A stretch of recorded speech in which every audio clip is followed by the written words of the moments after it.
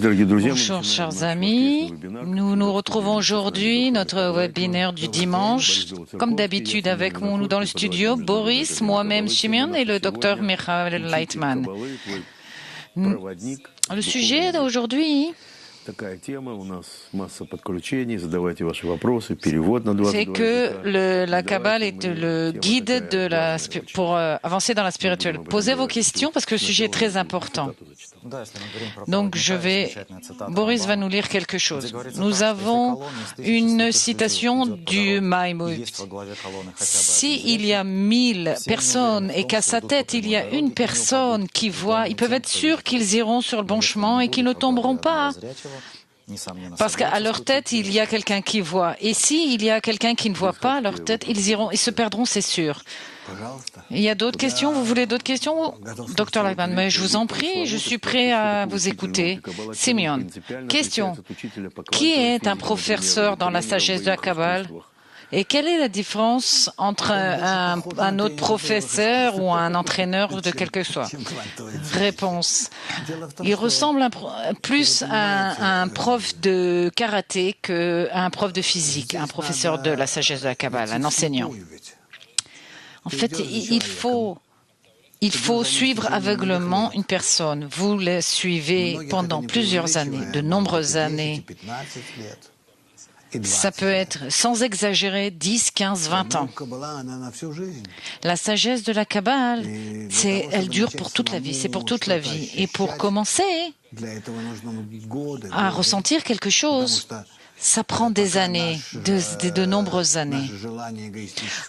Parce que tant que notre désir égoïste commence à réagir correctement, et qui est au fond de notre ego, jusqu'à nos parties intérieures, avant qu'elles commencent à changer, couche après couche, les unes après les autres, et qu'elles changent toutes ces parties, alors c'est clair que ça prend beaucoup de temps. Et après ceci,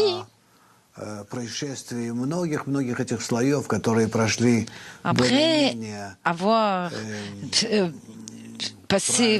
vu toutes ces couches les unes après les autres et avoir fait plus ou moins une bonne correction, alors commence à apparaître une certaine sensation, une émotion, en fonction des mots que nous lisons dans les sources kabbalistiques. Il s'avère que ça prend beaucoup de temps quand je lis, quand en parallèle, essaye de ressentir, d'imaginer ces personnages, ces images spirituelles, et d'imaginer ce qu'il y a derrière ces mots, ces formules, tout ce que ça réveille en moi, ou ce que ça devrait éveiller en moi. Et en cela, je dois... Tout ça, ça prend beaucoup d'énergie, beaucoup d'attention. Et ça n'arrive pas immédiatement. Et ce n'est qu'après que je commence progressivement à ressentir, même si je ne ressens pas les sphirotes supérieures, mais au moins je ressens qu'il se passe quelque chose en moi et que je lis ou j'entends quelque chose. Quand j'entends le professeur, alors je commence à comprendre que le professeur est celui qui me guide. C'est lui qui me détaille et comme s'il entrait dans mon corps, en moi, ses mains, et qu'il tournait un boulon d'un côté ou d'un autre. C'est une telle révélation, je dirais même une découverte incroyable. Et ça me conduit à l'endroit où je commence à comprendre sérieusement mon lien avec moi et mon professeur. C'est pas juste un prof comme ça, c'est un guide pour la vie. C'est environ à peu près comme ça, mais en fait, une personne ne peut pas comprendre qui est son prof. Jamais vous ne pouvez l'apprécier, l'accepter comme il est, parce que votre ego vous le cache. Il y a beaucoup de gens qui arrivent et qui s'en vont et qui méprisent le professeur, parce qu'elle pensait que les gens pensaient que devant eux il y aurait une espèce de magicien avec une baguette qui leur découvrirait des secrets en fonction et qui a des possibilités et des désirs qui puissent changer l'étudiant et de faire devant l'étudiant toutes sortes de choses spéciales. Peut-être même ces étudiants espéraient que en fait le professeur fasse de la magie. Le Rabash ne s'est jamais comporté comme ça. Et même c'est interdit. Sinon, tu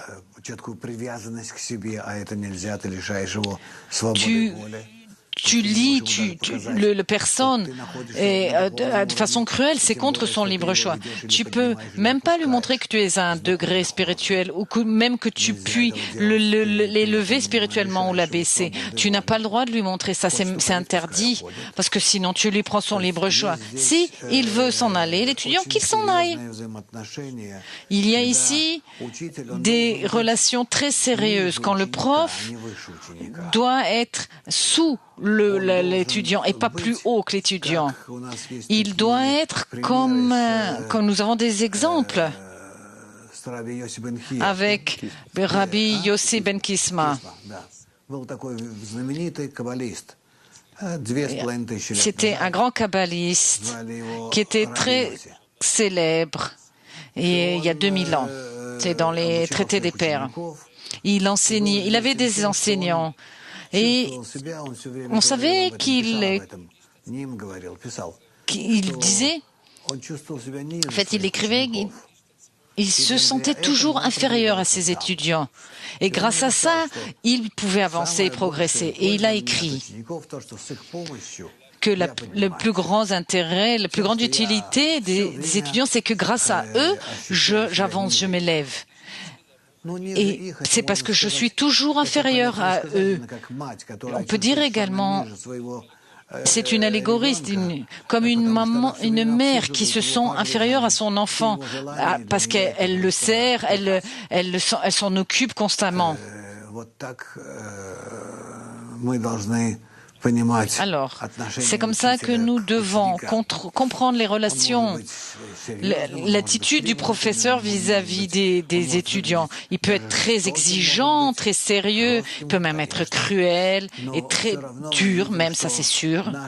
Mais quoi qu'il en soit, nous voyons que nos désirs, nos buts sont ceux qui déterminent notre situation, tout ce qui nous arrive. C'est lui qui organise l'étude, il sert les étudiants. Tout ça, c'est uniquement parce que sa nature qui est le don et l'amour, l'oblige à agir comme ça. Et même s'il est sévère et difficile, c'est pour accélérer, pour faire avancer ces étudiants, pour qu'ils arrivent à la situation spirituelle désirée. Une autre question.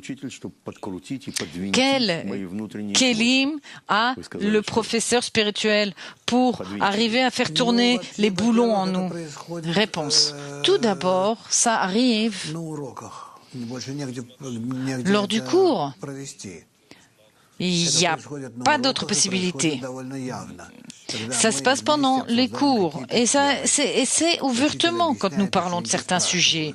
Le professeur explique, les étudiants posent des questions. Quand les étudiants participent je ne sais même pas comment dire, ils essayent de participer activement, ils essayent de le comprendre plus profondément, donc ils lui posent des questions plus approfondies. Ils n'essayent pas de comprendre les choses intelligentes, mais les sensations et les émotions dont le professeur parle. C'est-à-dire, les étudiants essayent de se connecter émotionnellement au professeur. Émotionnellement, ça veut dire dans leur désir. Comme il est écrit, fait son désir comme ton désir. Alors nous avons ce lien. Réponse. C'est un lien, un contact très très important. Pour ça, il n'y a pas besoin d'être proche, être en contact avec le professeur, ni même dans la même salle. Ça peut être un même contact comme j'ai avec vous actuellement. Disons, j'ai un très bon contact avec Santiago que je vois par exemple devant moi sur les écrans. Et je les sens moi, et je sens qu'ils sont proches de moi, etc., etc. Il y a des groupes qui sont plus proches, il y a des groupes que je ne ressens pas encore, ou pas vraiment. Il y a des groupes que je connais depuis très longtemps, mais que je ne ressens pas spécialement. Tout ça, ça dépend de l'aspiration intérieure en vue du but de la connexion.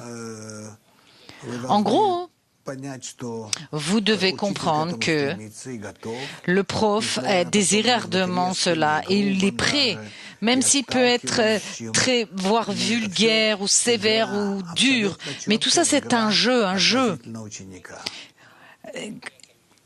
ouvert vraiment devant les étudiants. Il n'y a rien qui soit prédéterminé. Il n'y a rien qui est écrit qui dit que vous devez être en contact avec moi et recevoir une énergie ou un esprit spirituel, une compréhension, une définition, un lien, etc. Oui, Boris, comment est-il possible qu'il y ait un lien entre le prof et l'étudiant sans dépendance, sans un contact fort? Réponse, je ne dis pas que ce lien doit être physique dans le groupe. Ça ne veut pas dire qu'ils doivent être devant moi physiquement. Devant moi, il y a un grand écran. Je vois des dizaines de groupes. Tout dépend de vous. Je ne me rapproche de personne en particulier d'un étudiant. Je suis proche de tout le monde en général. Et l'étudiant, quand lui essaye de se rapprocher de moi pour être en contact avec moi, alors apparaît ce contact, ce lien. Et ce lien ne dépend à quoi il ressemble. Ça peut être un homme, une femme, un jeune, un vieux, peu importe. Tout dépend du désir. À quel point notre désir, notre aspiration, notre grand désir de notre but commun sont conformes, se ressemblent. Boris, comment ne pas percevoir le Créateur à travers le prof? Réponse. Non, il est interdit de saisir le Créateur à travers un homme. Non, c'est interdit. Tout ça, nous devons éliminer toutes ces choses. Le Créateur est une force générale qui se trouve en chacun d'entre nous, qui nous unit, qui nous remplit. C'est un champ général. L'attribut de ce champ, c'est le don et l'amour. Absolu. Pas plus que ça. Sémione. Question. Peut-être que ma question est peut-être provocative. Est-ce que tes parents étaient jalousie par rapport à votre professeur? Ou bien, réponse oui, bien sûr. Mes parents ont tout fait pour moi, m'ont tout donné, m'ont éduqué. Et grâce à nous avons pu, tu es devenu ce que tu es, tu as réussi. Tu es indépendant, etc., etc. Et maintenant, tu nous quittes et tu te rapproches d'un vieux et tu te connectes à lui et tu es avec lui et tu lui consacres tout ton temps et toute ta vie. Parce que tu veux être toujours avec lui et plus proche, à tel point que tu nous oublies et que tu presque nous abandonnes. Et tu nous oublies, tu fais plus attention à nous. Enfin, en fin de compte, ils ont quitté Israël, ils sont partis au Canada chez mon frère, et là, après de nombreuses années, ils ont décédé. Ils ont eu raison d'une part, mais d'autre part, il est également écrit comme ça dans la Torah, qu'un homme quittera sa maison, ses parents, et adhérera précisément à son professeur, à un professeur. C'est le chemin, vous comprenez, il n'y a pas d'autre choix. Et je ne peux rien dire de tout ça. Simeon, maintenant vous avez présenté ça difficilement, voire dramatique. Vous n'avez pas coupé tous les contacts avec vos parents. Non, c'est sûr, j'ai pas coupé les contacts avec les parents. Mais du fait que j'ai adhéré à mon prof, pour eux, c'était nouveau, inattendu, pas naturel. Et ils n'ont pas compris tout ça. Mais moi, je leur remercie énormément pour cela également. Ils m'ont éduqué de cette façon, avec ce caractère. Simeon, quel est le test d'un étudiant, d'un kabbaliste? Est-ce qu'il existe un test? Réponse. Non, il n'y a pas de test d'examen pour être un étudiant. En fait, c'est pas un examen que tu passes et que tu réussis et ça y est, tu es rentré, tu es accepté. Non, l'examen est chez nous, c'est à chaque instant. Boris, question, comment le prof se sert des désirs des étudiants et inversement? Réponse, le prof inclut en lui les désirs de ses étudiants comme étant une partie de lui-même et c'est ainsi qu'il peut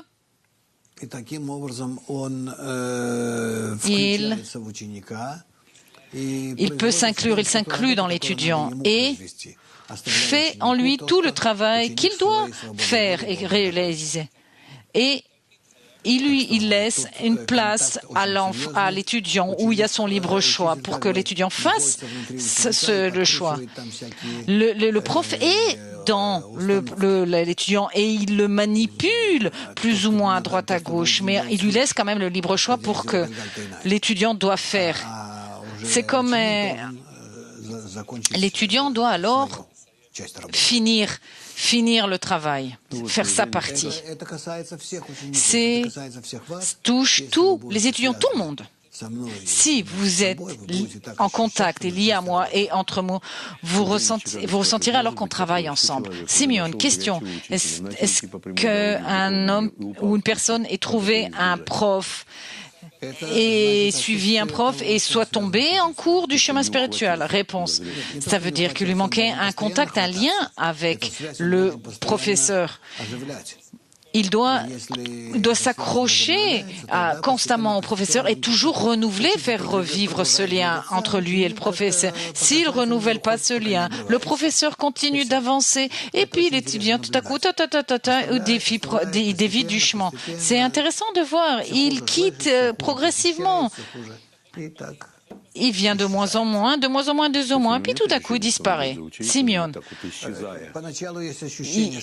il ne ressent pas qu'il ne suit pas le professeur? Réponse non. Au début, il pense qu'il est indépendant, qu'il suit le professeur, mais le plus important, c'est que le prof ne peut rien dire aux étudiants à ce propos. L'étudiant doit lui-même faire un auto-examen et s'analyser et voir où est son lien avec le professeur. Mais il doit également comprendre qu'en tant qu'étudiant, s'il ne s'accroche pas au professeur comme un petit enfant à un grand, il ne sait pas où il est, il se perd.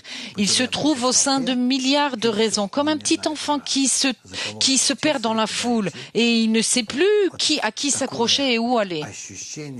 C'est une telle sensation de rapprochement ou de séparation, de détachement du professeur qu'il faut acquérir.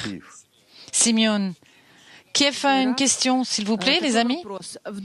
Kiev, cher professeur, tout à coup, à un certain moment, le professeur qu'on aime tellement, on ne l'aime plus vraiment. Et vous avez l'impression qu'il vous manipule constamment. Il vous dit toutes sortes de choses que vous voulez tout critiquer. Réponse. Oui, c'est naturel. C'est très bien que tu aies posé la question. Cet étudiant qui n'a pas de critique, de doléance vis-à-vis de son prof, qui n'avance pas. Pour avancer, se passe sur deux jambes, la droite et la gauche. D'un côté, il y a la critique et de l'autre côté, il est justifié cette critique contre son gré. C'est-à-dire, tout à coup, vous allez vouloir me critiquer, peu importe sur le sujet, ou vis-à-vis de ce que je dis, ou de ce que je raconte, ou comment mon apparence, peu importe. Si ça arrive en vous, ça vous arrive, ça veut dire que vous êtes obligé de rajouter à l'encontre de ça, à l'encontre de ce que vous entendez des autres, à l'encontre de toute cette répulsion qui apparaît en vous et cette haine que vous avez vis-à-vis du professeur. Vous devez vous élever au-dessus de tout ça. Ça s'appelle s'élever dans la foi au-dessus de la raison et vous élever à une situation où vous vous accrochez toujours au professeur. C'est un grand travail et c'est celui de l'étudiant. Donc si vous déjà ressentez tout ça, je vous félicite. C'est très bien. C'est un travail qui ne s'arrête jamais. Pas uniquement au niveau quand tu seras dans la spiritualité, même avant la spiritualité et même après quand vous serez dans la spiritualité à de très hauts niveaux, dans la mesure où vous, comme nous apprenons, dans la mesure où vous haïssez vos amis dans le groupe, tout à coup, vous commencerez à comprendre que cette haine est irrationnelle, absolument, cette haine irrationnelle, ces critiques, cette grande haine apparaîtra vis-à-vis du professeur. Et tout ça, vous devrez toujours surmonter tout ça avec la foi au-dessus de la raison. Oui, Boris, une citation du Bala Sulam. Celui dont les yeux ne sont pas encore élevés grâce à la lumière et ne sait pas. Ils sont comme des aveugles parce qu'ils ne voient rien, parce que chaque mot est le nom d'une branche vis-à-vis de sa racine. Et seul celui qui est sage, qui peut l'expliquer avec une langue normale, comme en copiant la langue des branches à la racine, il peut lui expliquer les expressions spirituelles. Ok, c'est correct. C'est quoi la suite? Simeon, question. Qu'est-ce qu'un étudiant doit donner au professeur? Réponse. Il doit lui donner son grand désir. Alors, ce désir, le professeur peut s'élever et rendre à cet étudiant, peut lui donner cette force pour réaliser cet désir. Simeon, est-ce que le prof a besoin de ça? Réponse, pourquoi sinon? Pourquoi existe un professeur si c'est pas pour aider ses étudiants? C'est toute son essence. Simeon, le prof réveille cet grand désir entre les étudiants. Réponse, le prof ne peut pas contraindre, il peut juste éveiller, mais le prof est prêt à faire tout ça. Question de Moscou, qu'est-ce que c'est voir dans la spiritualité et qui est aveugle? Réponse, un aveugle dans la spiritualité, dans la sagesse de la Kabbale, c'est celui qui n'a pas de lumière. Réfléchis, Or Choser, dont la lumière ne sort pas des yeux, comme on dit. C'est comme ça qu'écrit le Hari. Dans la lumière, il y a la lumière dans les yeux. Parce que dans le regard, il y a une force qui sort des yeux de quelqu'un et ressentie par autrui, par les yeux d'autrui. Alors la question, qu'est-ce qu'un aveugle? C'est celui dont cette force ne sort pas de lui. Simeon. Alors, est-ce que la personne se définit elle-même comme aveugle? Non, elle n'en est pas capable. Elle n'a pas cette sortie d'énergie spirituelle qui veut donner sans réserve. Boris, que fait un professeur? Quel est son travail pour que l'étudiant ressente correctement et réagisse correctement? Réponse.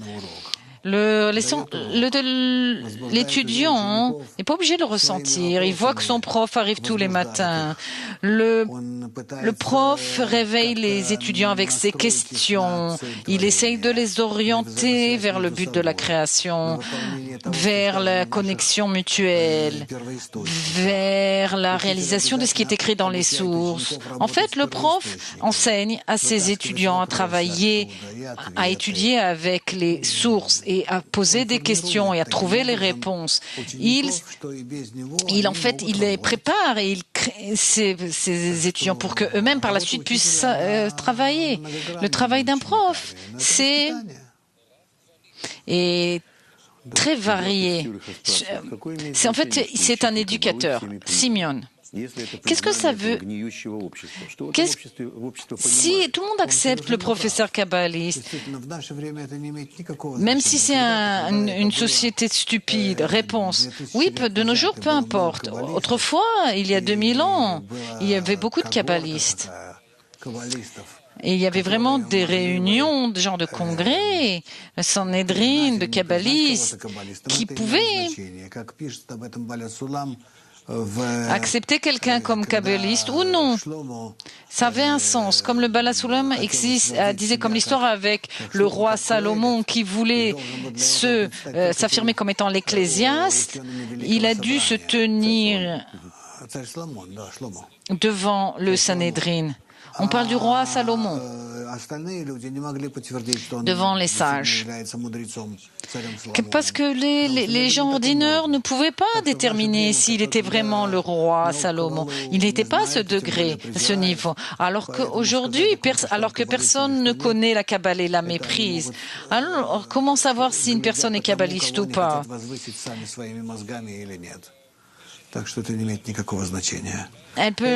Les gens peuvent élèvent une personne, un professeur selon leur esprit, mais tout ça est défini par votre professeur. Si vos profs vous apprennent à être connectés aux sources et au Créateur à travers le groupe et la dizaine, alors oui, c'est un kabbaliste. Et son étude est correcte, son enseignement est correct. Il ne vous lit pas à lui, c'est comme ça. Vous devez être connectés entre vous et au Créateur, pas au professeur. Plovdiv, question. Comment comprendre que nous avons un lien avec le Créateur? Réponse, comment le comprendre? Si vous êtes présent au cours matinal et suivez constamment mes conseils, alors vous avez déjà un lien mutuel avec moi. Parce que vous recevez de moi une méthode et essayez de l'appliquer entre vous et vous me posez des questions. En fait, c'est le lien avec le professeur. Et à travers ce lien extérieur, il y a également un lien intrinsèque. C'est-à-dire, vous commencerez à le ressentir, cette connexion, ce lien. Vous commencerez à le ressentir. Vous êtes sérieux et rapidement vous le ressentirez. Simeon, Plovdiv, c'est un grand groupe qui grandit très rapidement. Oui, un groupe très sérieux et qui avance. Stavropol, question. Oui.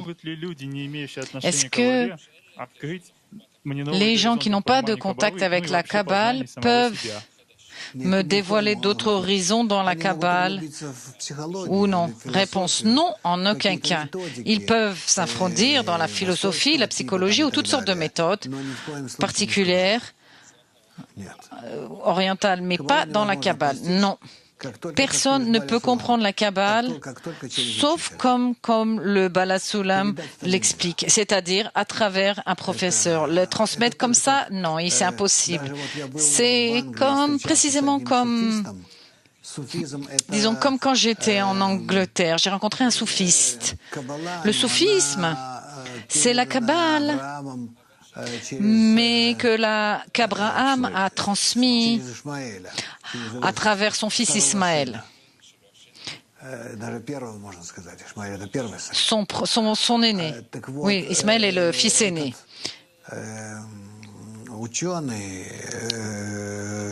Ce sage, ce soufiste, il m'a dit, si tu veux apprendre de moi, il était déjà très très âgé, il m'a dit, si tu veux étudier chez moi, tu dois m'aimer. et alors tu pourras apprendre de moi. Également, là-bas, c'est construit sur un lien entre le prof et l'étudiant et l'élève. Le soufisme, c'est un système très sérieux. C'est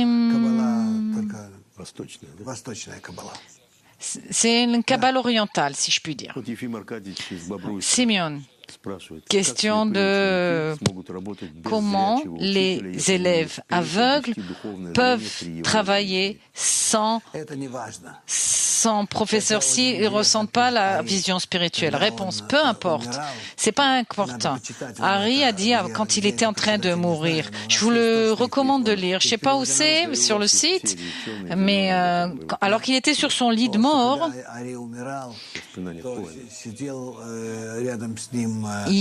à côté de lui, il y avait un de ses élèves. Cet élève lui a demandé, mais qu'est-ce qui va devenir de nous? Et le Harry, il a dit, vous devez continuer à étudier, etc., etc. Et moi, je viendrai vous enseigner.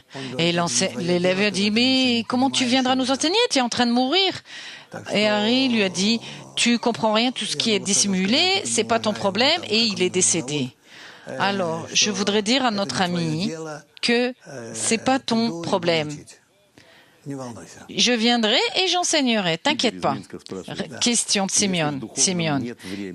S'il n'y a pas de temps dans la spiritualité, qu'est-ce qu'un chemin direct qui est plus court? Réponse, un long ou court chemin et a une raison d'être. Qu'est-ce que ça veut dire il n'y a pas de temps dans la spiritualité? Ça veut dire par rapport à notre correction, notre monde. Jusqu'à la réparation finale, il y a 6000 ans. Et nous, 5779. Non, 5779. C'est l'année hébraïque. Alors quoi, il nous dort 221 ans? Voilà, c'est ce qui nous reste. Mais nous pouvons arriver à la correction avant ces 6000 ans. Mais en gros, jusqu'à cette ère, ne vous inquiétez pas, comme la Kabbale a dit, ça se réalisera vraiment au bon moment, c'est-à-dire pour bientôt. Et après, le monde, après sa réparation, s'élèvera au monde supérieur. Moscou. Bonjour. Bonjour, Cli mondial. Question. Est-ce qu'un prof dans la Kabbale, ressent de la pitié parfois à l'égard de ses étudiants, ses élèves? Réponse.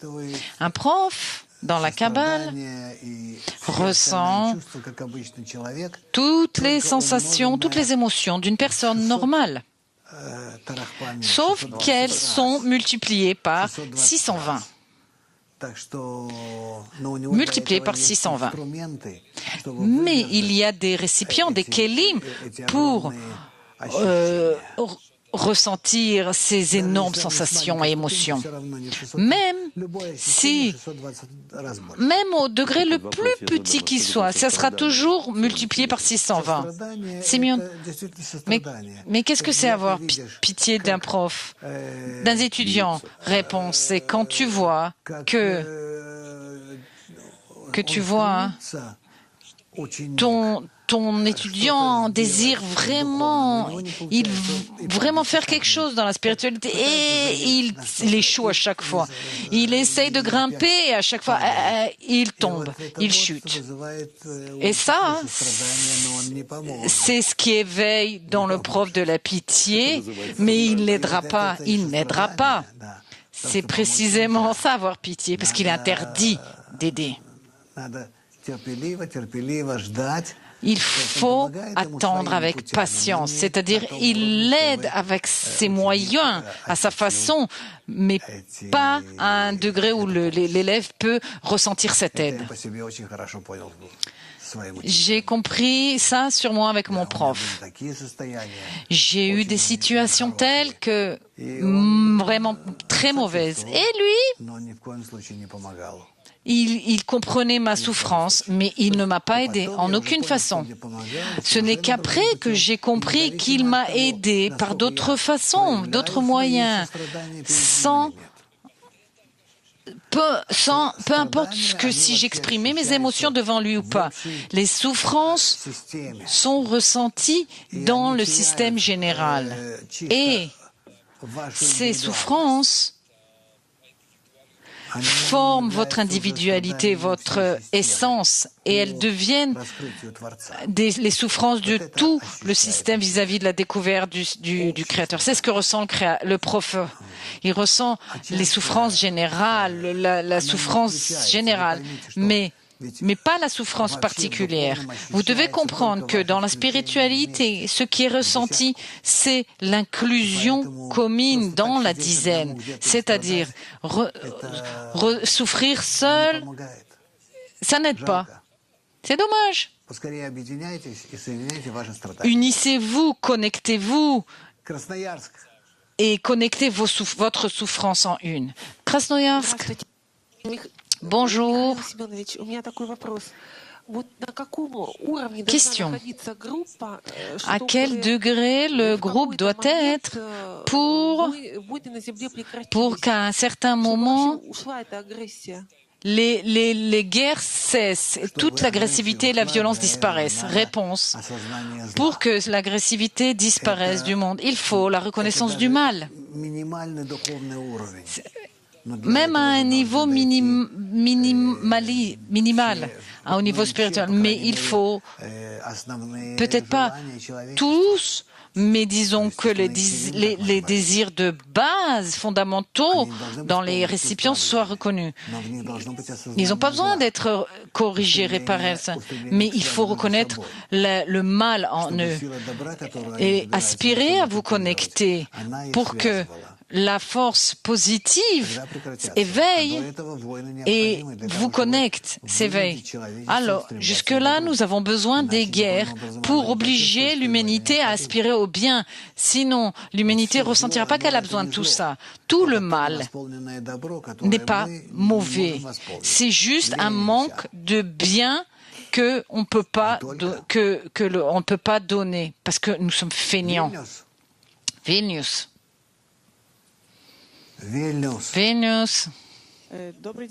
Bonjour, vous entendez? Oui. Comment l'élève trouve son professeur ou c'est le prof qui trouve l'élève? Réponse. Je ne sais pas. Expliquez-vous, moi, comment vous avez trouvé vos amis, votre groupe, moi, Bnei Baruch en général? Notre organisation. C'est comme ça. Les gens trouvent. Peut-être pose la question autrement. Comment une personne est dirigée pour qu'elle trouve son prof, pour qu'à travers ce dernier, il se connecte au groupe. Et si le prof et le groupe puissent se connecter au Créateur, c'est la lumière supérieure, c'est le Créateur qui dirige tout le monde, toi, le groupe et moi. Il n'y a pas ça ne arrive pas au hasard. C'est la pensée de la création qui est très précise, la pensée du Créateur qui est précise pour que il te prenne toi, précisément toi, une rousse dans ce groupe et qui t'a amené pour découvrir le Créateur. Stavropol. Okvar, je leur ai déjà demandé. Bonjour. Question. Pourquoi dans le comportement du prof dans la vie de tous les jours, on ne peut pas voir les descentes et les montées, et alors qu'on peut le voir chez les amis? Est-ce que vous pouvez dessiner tout ça? Pourquoi ça arrive? Réponse. S'il n'y a pas de chute et de descente, qu'est-ce que je te dessine? Une ligne droite? Simeon, comment tu fais pour être toujours éveillé, peu importe s'il y a des chutes et des descentes? Réponse. Je vais vous répondre. J'ai déjà vécu les situations que vous êtes en train de vivre. Je suis déjà âgé. J'ai déjà bien vécu. Et bientôt, je vais être chauve. La chose est que depuis longtemps, j'ai compris, j'ai atteint que ces situations vont et viennent.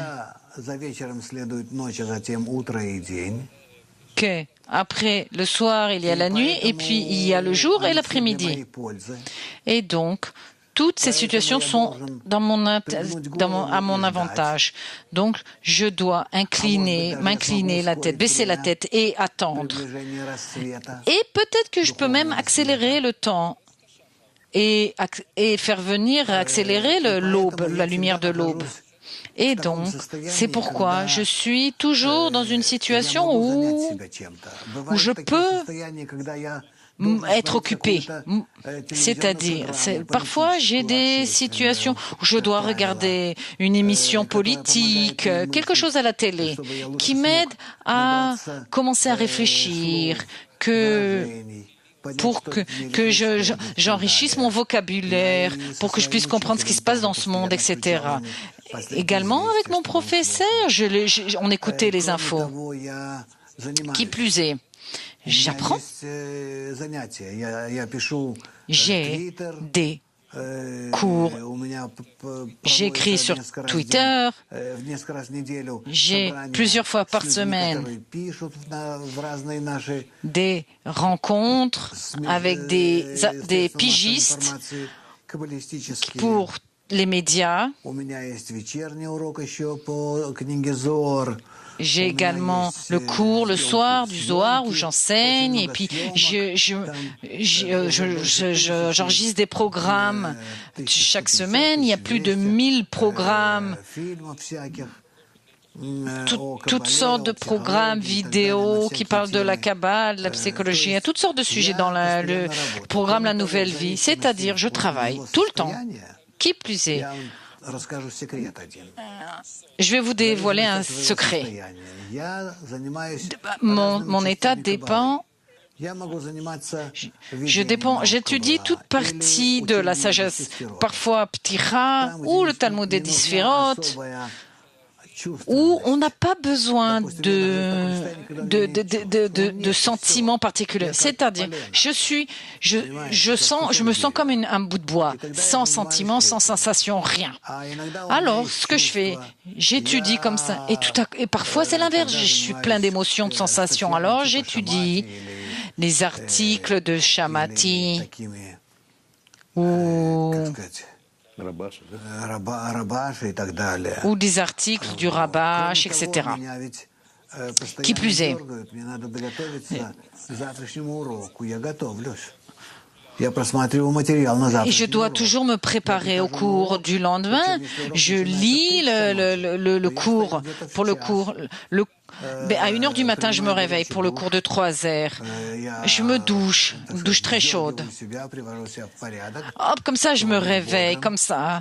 Je me prépare pour être éveillé, pas m'endormir. Évidemment, je suis habituée. Ça fait déjà plus de 40 ans que je me réveille comme ça tous les matins. Et presque avant 3 heures, je descends dans la salle de cours. Et jusque-là, je lis le matériel d'études. Je suis très sérieux, responsable. Même si je connais tout ça, et j'ai pas besoin de savoir. Mais pénétrer le sujet, la situation pour me connecter aux étudiants, pour que je les ressente et qu'ils me sentent, pour être en contact avec, au moins de moi, être prêt pour moi, au moins que je sois moi prêt. Pour ça, j'ai besoin de vous lire le matériel d'études, ressentir où ce que je vais leur dire, qu'est-ce que je vais leur dire. Au début du cours, les 10-15 premières minutes, je leur présente le sujet, j'essaye de le présenter le sujet sous une autre forme, avec une autre approche du sujet, etc. C'est un travail créatif qui demande d'y réfléchir, d'y penser constamment. Même quand je rêve la nuit, je rêve de ça. Et parfois, même au cours de la nuit, C'est ça, je vis ça, c'est ma vie. Les étudiants, c'est les élèves, c'est la chose qui me l'est plus chère au monde. Et j'ai une grande crainte. Et pour moi, ils sont la base de ma vie. Celui qui participe et qui vient à mes cours, physiquement ou virtuellement, je pense que ces gens-là le ressentent. Chaque jour, ils avancent, ils progressent. Vraiment. Vous pouvez demander aux élèves qui sont là 10, 15 ans, voire même 20 ans, qui sont avec moi. Ils ressentent chaque jour et à chaque fois ce plat quotidien que j'apporte. Ce savoir spirituel, ces sensations, ce mouvement vers l'avant, un regard, un nouvel regard. C'est pas juste un autre événement que nous avons vécu. Non, c'est vraiment un renouvellement intérieur, intrinsèque. C'est un travail.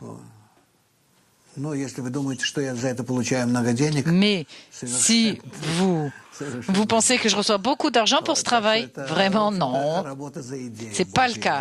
En fait, ce travail est pour l'idée.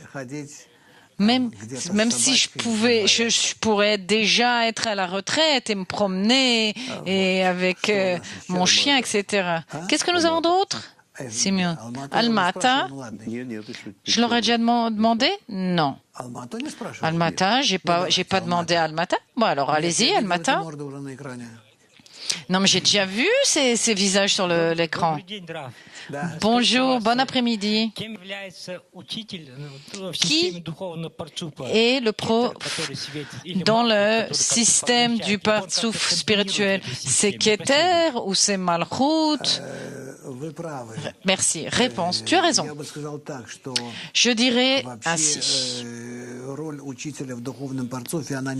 Le rôle du prof spirituel n'est pas dans le partsouf lui-même. Comme le créateur, le prof et le créateur, c'est une force extérieure vis-à-vis de toi, vis-à-vis de ta dizaine, qui prépare, qui fonde la dizaine, comme un petit enfant qui veut quelque chose et qui fait quelque chose. Il se réveille, il est toujours en mouvement, et toi, comme toi, tu t'organises, tu corriges, et tu le mets à un autre endroit, et il commence à travailler, il commence à jouer, et hop, tu le déplaces, il change de jeu, on lui donne un autre jeu, etc. Cette action extérieure vis-à-vis du groupe, c'est ce que le prof fait. Et le créateur est la force supérieure qui dirige tout, y compris le prof. Saint-Pétersbourg. Bonjour. Deux questions. Est-ce que je peux poser deux questions? Alors, tu as déjà le micro, alors continue. Cher professeur, vous êtes notre guide spirituel dans ce monde. Est-ce qu'il y a une explication au fait que le groupe mondial c'est passé précisément parce que tu es russophone? Réponse, je ne sais pas comment te répondre. La chose est que les russophones, aujourd'hui, dans le monde, et les russophones sont plus ouverts à cette méthode. Et ça vient de plusieurs raisons. Une des raisons, c'est que le peuple juif a vécu longtemps en Russie tsariste. Et il s'est vraiment installé, fondé, grandi et a fait que toute l'Europe orientale de l'Est connaissent les idées spirituelles. Et ça a beaucoup de poids. Et les kabbalistes, comme vient de dire Simeon, c'est vivez dans tout l'Empire russe. Pas uniquement la Russie, la Pologne, l'Ukraine, la Tchécoslovaquie, l'Allemagne, l'Ukraine, tous ces lieux. Et donc, ça a beaucoup de poids. La terre elle-même était prospère, a donné une grande prospérité aux kabbalistes. Et ça date de très très longtemps. Quand les Juifs ont quitté l'Europe vers la Russie, c'était au Moyen Âge. C'est la première raison. Deuxième raison, quand ils étaient en Russie, ils ont développé la sagesse de la Kabbale. Si la sagesse de la Kabbale a commencé à se dévoiler après le XVIe siècle grâce au Hari, qui a agi ici en Israël, à Safed, dans la ville de Safed, dans le nord d'Israël, alors, essentiellement, la sagesse de la Kabbale s'est également développée en Russie, à travers la Lituanie, Vilnius, la Biélorussie, la Russie blanche, Latvie, l'Ukraine. C'est les lieux où vivaient les kabbalistes. Et beaucoup de livres très très célèbres de kabbalistes viennent de là. Même des livres dont on se sert nous-mêmes. Des citations, bref, du matériel, ont été écrits là-bas. Au XVIIe et XVIIIe siècle, voire même au XIXe siècle. Et donc, la Russie est un endroit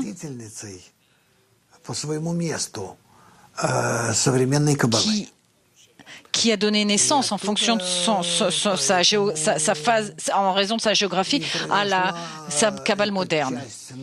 De là, précisément,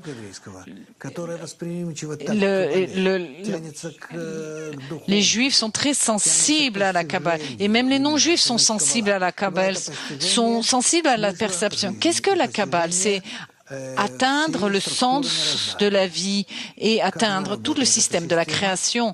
Comment ce système fonctionne, comment influencer ce système, etc. Alors, apparemment, ce n'est pas par hasard que je sois russophone et que le russe soit ma langue maternelle. L'hébreu, je le connais uniquement dans les limites de la sagesse de la Kabbale. Je ne suis pas très à l'aise avec cette langue. Et ma langue maternelle est le russe. Et je réfléchis en russe, mes sommations sont en russe. Je ne peux pas m'en séparer, même si je suis arrivé en Israël dans les années 70. J'ai quitté la Russie pour la Lituanie et en 74, je suis venu en Israël. C'est mon destin, c'est ma vie. Et c'est pour ça que je vois chez les russophones, les juifs et les non-juifs, je vois une tendance une aspiration à connaître cette sagesse. Et je me félicite et je suis très content. Et c'est pour ça que je veux vraiment satisfaire et essayer de satisfaire leurs besoins, leurs désirs. Vous voyez, je n'ai pas de connexion, de lien avec personne d'autre comme vous. Comme la Russie ou toute l'Europe de l'Est. Parce que c'est des gens qui sont très sensibles pour saisir la Kabbale. Regardez, qu'est-ce que je vois sur le Valparaiso, Bogota, etc., etc. L'Amérique du Sud. De l'Amérique du Sud. Apparemment, dans l'esprit, dans la tendance, l'Amérique du Sud sont proches de l'esprit russe dans l'Amérique du Sud. C'est facile de leur parler, même si je ne parle pas l'espagnol, mais ils pensent et ressentent comme les Russes, comme les russophones. Je les aime énormément. Les gens d'Amérique du Sud. Regardez le grand groupe de Santiago.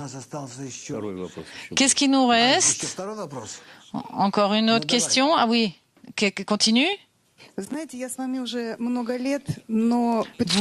Vous savez que j'étudie depuis longtemps, mais en moi, je suis toujours contre à vouloir être dans le groupe de façon totale. Est-ce que vous pouvez me recommander pour que je puisse soit pleinement dans le groupe? Je suis contre ça. Réponse. C'est ta fierté, ton ego qui t'en empêche? Toi, prends comme but de fondre, de t'annuler, de disparaître. Au moins pour une fois. Et ainsi, tu pourras voir ce que c'est quand tu vois que tu n'existes pas. Tu verras, et dès que tu verras, que tu sentiras que tu n'es plus là, tu ressentiras le Créateur, le monde supérieur. Nous avons encore quelques minutes, il nous reste encore quelques minutes, oui. Alors, qui peut poser la question? Novosibirsk a déjà, les autres ne posent pas? Ah non, Novosibirsk n'a pas posé de question. Ah oui, c'est vrai, vous avez raison, c'était Krasnov. Allez, Novosibirsk, c'est à vous. Ваш вопрос.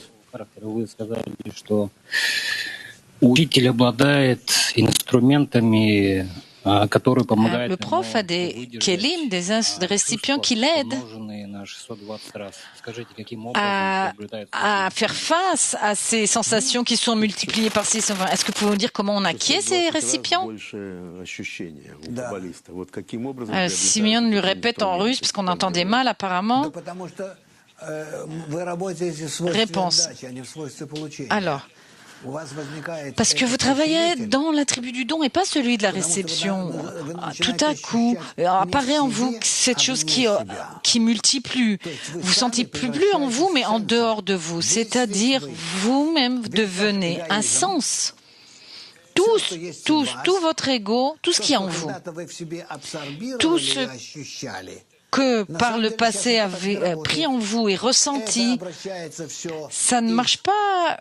Ça ne marche plus. Tout s'inverse d'un sens qui prend en lui, qui a un sens extérieur. C'est comme si votre corps devenait des yeux ou des oreilles, ou alors par le sens du toucher, ou par l'odorat, tout ça. Tous vos 90 kilos se transforment en 5 sens. En gros, je vous en parle ça en gros, mais en vous, c'est ça que vous ressentirez, comme en étant un sens. C'est-à-dire, vous commencez à ressentir tout ce qui se passe en dehors de vous. Aussi bien avec des distances infinies et des dimensions infinies. Ça s'appelle. Ça veut dire que ça, ressentir multiplié par 620. La Kabbale essaie juste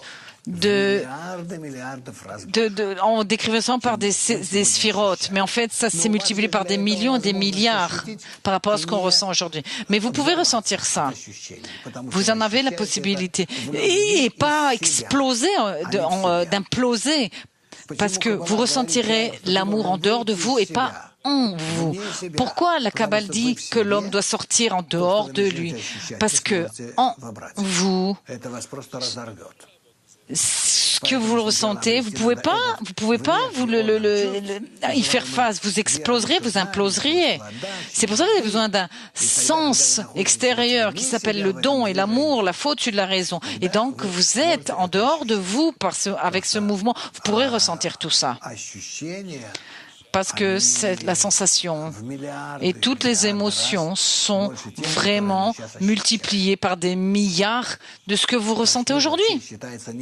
Notre monde est considéré comme ne pas exister vis-à-vis du monde spirituel, précisément parce que Boris, nous avons beaucoup de questions, mais aussi également des annonces à faire. Tout d'abord, à Saint-Pétersbourg, il va y avoir des rencontres maintenant, en ce moment, des spécialistes. Il y a également des cours à Almata, des cours d'introduction Vous trouverez tout ça sur le site en russe. Tout ça, ça touche les russophones de Russie et de l'Europe orientale. Vous pouvez également vous abonner à la newsletter en russe pour avoir toutes les dernières infos en date. Et le 8-9 décembre, réunion des étudiants et à Saint-Pétersbourg. Également à Moscou et à Almaty. Maintenant, nous allons donnons des devoirs à la maison de parler que vous allez choisir maintenant, par exemple, et de filmer, faire des petits clips. Ok, ça marche. Envoyez-moi tout ça. Vous inscrivez vos impressions, vos réactions, et moi je lis. Et comme ça, vous aurez un autre canal de connexion avec moi. Nous, on vous revoit bientôt. À bientôt. Merci. Au revoir. Bonne chance et bonne santé. Et en avant vers le haut.